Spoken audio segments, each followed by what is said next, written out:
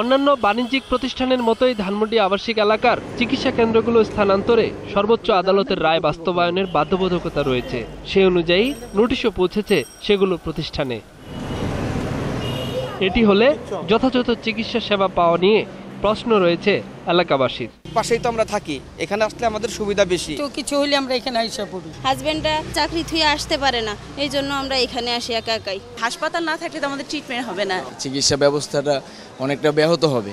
আবাসিক এলাকায় এ ধরনের প্রতিষ্ঠানের প্রয়োজন আছে এমন মত দিয়ে চিকিৎসা সেবা সংশ্লিষ্টরা বলছেন, বর্তমান পরিস্থিতিতে অন্য সব বাণিজ্যিক প্রতিষ্ঠান বা স্কুল কলেজের মতো তারাও অনিশ্চয়তায় ভুগছেন। একটু সময়ের ব্যাপার। আইসিইউ রোগী আমরা যে কোনো সময় চাইলেই এক জায়গা থেকে আরেক জায়গায় ট্রান্সপোর্ট করতে পারি না, আমাদের কিছু লিমিটেশনস থাকে। অনেক বাড়ি খোঁজা হয়েছে, হ্যাঁ, আশেপাশে কোথাও ওইরকম পাওয়া যাচ্ছে না।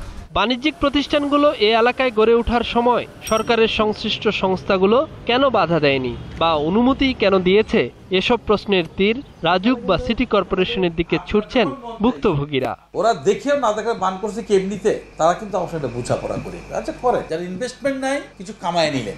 যারা আবাসিক জমি পেয়েছিলেন তারা কেন নিজের থেকে আবার বাণিজ্যিক ব্যবহার করতে দিলেন? তারা দায়ী, রাজুক দায়ী, সিটি কর্পোরেশন দায়ী। নিয়ন্ত্রণকারী প্রতিষ্ঠানগুলোর মধ্যে সমন্বয়হীনতা দূর কিংবা আইনের সঠিক প্রয়োগ নিশ্চিত করা না গেলে উচ্ছেদ অভিযান দীর্ঘমেয়াদী কোনো সুফল বয়ে আনবে না বলেই মত নগর পরিকল্পনাবিদদের।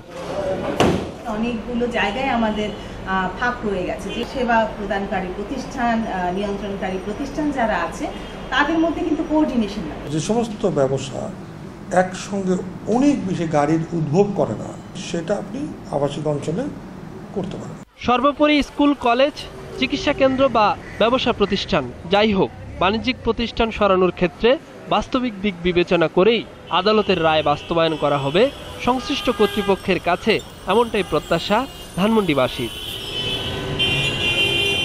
আদালতের নির্দেশনা মেনে নিজের ব্যবসার প্রতিষ্ঠানকে স্থানান্তরে কারো কোনো দ্বিমত নেই, কিন্তু সকলেরই একটাই জিজ্ঞাসা, যে সকল রাষ্ট্রীয় প্রতিষ্ঠান এতদিন আবাসিক জেনেও বাণিজ্যিক কার্যক্রম পরিচালনা করার অনুমতি দিয়ে বাড়িয়েছে এই জঞ্জাল, তারা কি জবাবদিহিতার বাইরেই থেকে যাবে? মোহাম্মদ নুরুন নবী, 21 টেলিভিশন, ধানমন্ডি, ঢাকা।